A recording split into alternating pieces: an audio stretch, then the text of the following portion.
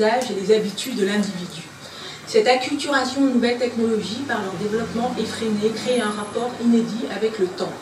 Face à l'urgence vitale posée par la crise écologique et environnementale, la désynchronisation des outils TIC dans le rapport à l'organisation écosystémique du temps et de l'espace naturel semble se présenter comme une rupture.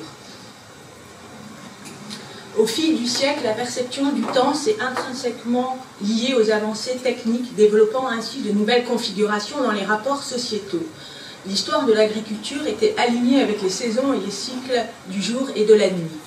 Avec l'émergence de la société industrielle, celui-ci a été fragmenté en unités de travail pour lui attribuer un capital économique, Fordisme et Taylorisme. Évoluant désormais vers une économie de l'attention, l'ère numérique passe le passage d'une temporalité rythmée et conditionnée par les usages et les fonctions technologiques. En comparant l'ère pré-numérique et numérique, c'est une fracture sans précédent dans le rapport étymologique au mot « temps ». Tempus, en latin, désigne une division du temps. En grec, temno signifie couper. Or, l'hyperconnectivité induite par les nouvelles technologies de l'information et de la communication ne permet pas de se référer à cette définition du temps. Médiatisé par l'écran, c'est une fenêtre, une window, comme l'a précisé Sophie Limary, qui s'amenuise de plus en plus, faisant entrer une singularité technologique qui contribue à brouiller les repères naturels. Le temps étroitement lié à la question de l'espace par le rythme de la lumière du soleil et la représentation topologique significative dans un temps donné. Dans ce nouvel espace-temps porté par la lumière de l'écran, c'est une absence totale d'indices, marqueurs et signes physico-spatio-temporels, décroissance, intensité, ombre, qui pourtant permettent à l'homme de se situer dans le temps. C'est par l'expérience corporelle du déplacement et de la transition chronolumineuse que l'humain peut se positionner biologiquement. C'est donc une forme de déracinement au temps, de façon physique, biologique, psychologique, historique et symbolique. La croissance infinie, le don d'ubiquité, le maintien d'un archivage illimité dans le temps, dont on semble vouloir s'affranchir au regard de l'évolution des TIC, ne sont pas en relation avec les notions naturelles que pose la question d'un espace-temps. Conçu dans le but d'aider et d'augmenter les capacités humaines, notamment la prise de décision autonome et les prises de recommandations, ces technologies témoignent de cette volonté disruptive de la nature humaine et de la logistique naturelle du vivant. Défiant l'horloge humaine par cette mantra infinie informationnelle, elle transforme les usages des TIC par cette connectivité en tout lieu et en tout temps, restituant ainsi une perception performative d'un temps qui s'accélère et d'un temps sans repos en vue de capter l'attention humaine. La montre, qui est un objet dédié exclusivement à l'affichage de l'heure, se voit progressivement par une montre connectée, qui préfigure l'impossible déconnexion à cette temporalité numérique sollicitant, archivant des données et suggérant. Dans cette ère digitalisée, les pratiques humanistes demeurent essentielles afin de protéger et de respecter l'humain qui se trouve au carrefour d'une transition écologique et écotechnique systémique sans précédent.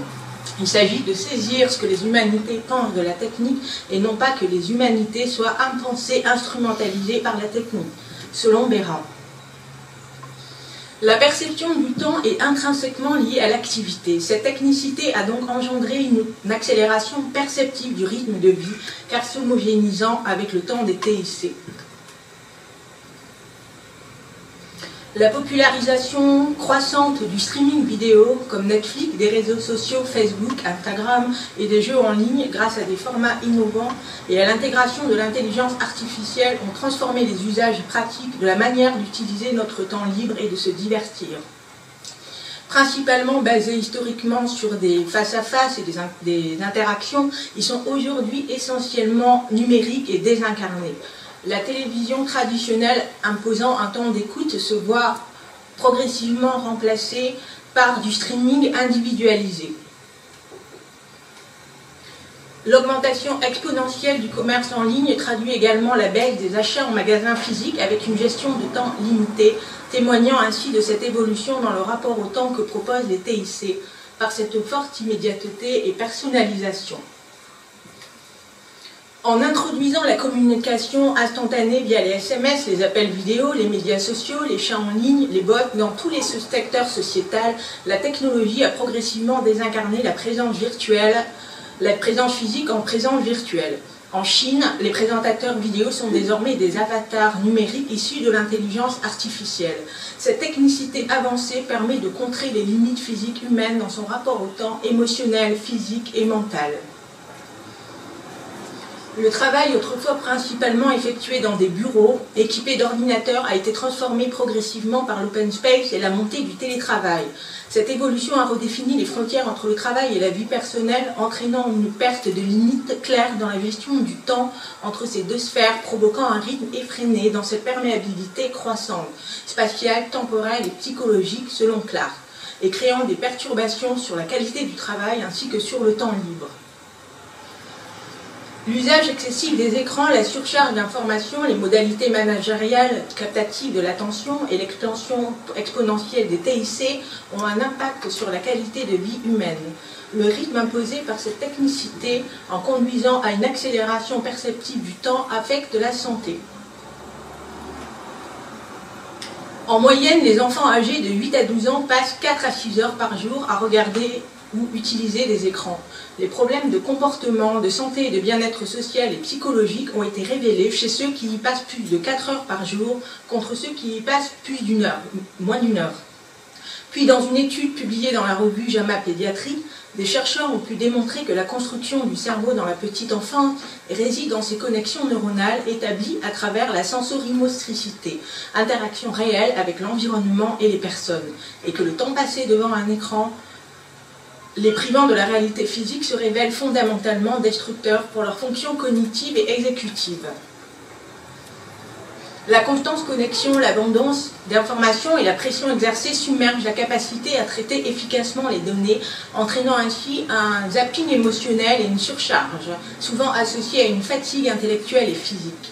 L'ORS en Île-de-France a identifié l'usage excessif des écrans comme un facteur majeur contribuant à la détérioration des habitudes de sommeil chez les jeunes.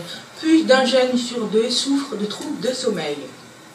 L'étude ELANA a montré le lien entre le temps passé devant l'écran et la réduction de l'activité physique, entraînant des effets néfastes sur la santé mentale et physique. Ces distractions permanentes face à la multiplication des écrans induisent une fragmentation de l'attention par ces comportements multitâches. Ce multitâche nuit à la capacité d'analyse et semble faire perdre plus de temps qu'il n'en gagne. La capacité d'attention moyenne ne dure que 46 secondes sur n'importe quel écran, soulignant ainsi la difficulté à maintenir une concentration soutenue et participant à affaiblir la pensée humaine dans sa richesse. Par cette dépendance numérique affectant les circuits de la récompense, de la motivation et de la mémoire, il y a une altération des interactions sociales et une diminution des interactions authentiques. Elles sont aussi de moindre qualité en raison des interruptions causées par l'écran. La prévalence de l'isolement social via ces dispositifs souligne la nécessité d'aborder ce problème croissant. Puis, les algorithmes et l'automatisation menacent l'individualité en influençant les préférences, les comportements et les pensées face aux interactions. C'est une dépendance aux outils sans précédent dans la logistique sociétale entreprise par une forte volonté économique et politique qui exerce une pression de la normativité connective. Par exemple, Tous Anti-Covid ou France Connect. Dans cette pression organisationnelle sous-jacente, dans cette sursollicitation numérique, la gestion des ressources cognitives, émotionnelles, techniques, des flux et des volumes, ainsi que des relations interpersonnelles, permet d'équilibrer la relation au temps dans ces dispositifs technologiques. S'organisant autour de la sobriété numérique et de la singularité humaine, cela permet d'organiser des pratiques de la technologie plus équitables. La sobriété numérique dans cette étude peut être considérée comme un concept visant à réduire l'usage excessif des écrans, l'infobésité informationnelle et la dépendance excessive aux technologies numériques. Il s'agit d'une forme de responsabilisation dans la relation, invitant à introduire des moments de déconnexion afin de rétablir les rythmes naturels du cortex et de la perception, façonnant et conditionnant l'équilibre de la biologie et du vivant. Des actions publiques promeuvent ces habitudes de vie plus saines, telles qu'une semaine sans écran, l'ORS. Le mouvement Time Waistband a permis de mettre en place les fonctionnalités temps d'écran sur les smartphones afin de définir des limites claires pour leur utilisation. Tristan Harris. Cela aide à bloquer l'accès pendant des périodes définies, empêchant ainsi les distractions sociales. et inutile. Ainsi, diviser la journée en périodes de projet en respectant le référentiel temps dans son étymologie permet de rééquilibrer la logistique neuronale entre la pensée courte, le rapide, l'instinctif, l'émotionnel et la pensée longue, le lent, le réfléchi, la logique, selon Kahneman. La singularité humaine se réfère à la nature unique et intrinsèque de l'espèce humaine dans la relation entre ses besoins et ses capacités mentales et physiques face à un cardinal temps indissociable, vie, mort. C'est par le maintien du silence et d'un horizon distant dans un espace que l'humain est capable d'articuler la profondeur liée à l'épaisseur du temps. L'importance indiscutable de la mobilité, de l'exercice physique permet de stimuler la libération de neurotransmetteurs tels que la dopamine et la sérotonine, pouvant améliorer l'attention et le fonctionnement cognitif. L'exposition à la nature, la contemplation et la reconnexion avec elle pour contrer la nature déficitaire, louve, ont des effets réparateurs sur le cerveau. La promotion d'interactions humaines authentiques et significatives favorise la confiance, la coopération et la créativité, ayant un impact positif sur la productivité et les résultats, qu'ils soient personnels ou professionnels. Cette gestion de l'hyperprésence, ce présentisme de François Hartog, l'hyperconnecté passe avant tout par la gestion de l'attention et de la pleine conscience. Dans cette temporalité libérée, les aléas, le hasard, l'inconnu, les erreurs peuvent créer des affordances et des émergences comme la créativité. Par exemple, les trous de mémoire, les erreurs typographiques et de langage ont permis à Sigmund Freud de fonder une grande partie de sa théorie sur l'inconscient. Le maintien de la création d'un réseau riche en trous structuraux et porteur de gains d'informations variées, d'opportunités d'action collective et permet de lutter contre le conformisme de groupe social induit par l'information polarisante et filtrée en extension par l'intelligence artificielle. L'accélération perceptive du rythme de vie par les usages des TIC remodèle le rapport au temps par une économie de l'attention qui se veut hyperconnective dans toutes les interactions sociales. C'est une exploitation de la vie humaine par le numérique. Le temps libre, traditionnellement associé à la liberté individuelle, est soumis à une tension sans précédent dans cette hyperconnectivité normative. Ne connaissant pas le temps mort, pourtant nécessaire à la pensée profonde, le temps déconnecté est devenu bien plus qu'une simple pause. Il est le garant de l'équilibre dans la perception du temps naturel face à cet éco-technosystème. Il est le socle indispensable pour maintenir le lien dans la socialisation et entre tous les écosystèmes naturels du vivant. La préhistoire, qui se situe avant l'émergence de l'écriture humaine, marqueur de l'histoire actuelle, semble désormais s'affranchir par l'émergence d'une écriture autonome, artificielle, capable de s'autoproduire et de s'automédiatiser via les données extraites des archives accumulées, créant ainsi une forme de post-histoire. Cette culture de l'hypermnésie est une nouvelle ère dans notre rapport au temps, à la mémoire collective et au savoir accumulé par ces stockages intensifs, malgré l'urgence de réduire drastiquement la croissance de la demande énergétique et matérielle induite par les TIC, ainsi que de son coût environnemental, afin de maintenir la biodiversité et la durabilité du vivant. Cette colonisation numérique permet l'expansion de nouveaux pouvoirs, selon Solange Guernatoui, afin que ne s'établissent pas de nouveaux pays sous-développés, ni des infodépendants, ni des Indiens en voie de disparition. L'enjeu de l'humanisme digital réside dans la garantie de la réintroduction et l'équilibre du temps numérique. Cela passe par un droit à la déconnexion et à l'oubli face à cette totalisation numérique.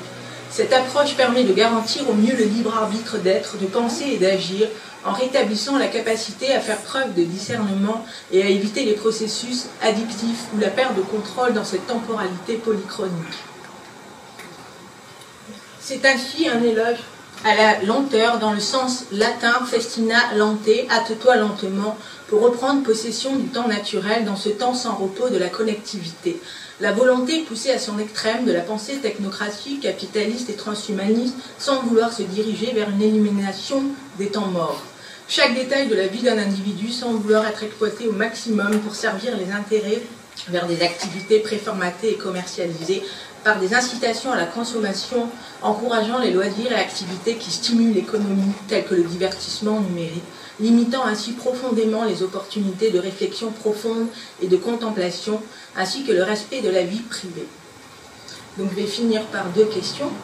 L'exploitation de la monétisation de l'attention humaine ne constitue-t-elle pas un détournement de l'humanité, une atteinte à la dignité humaine?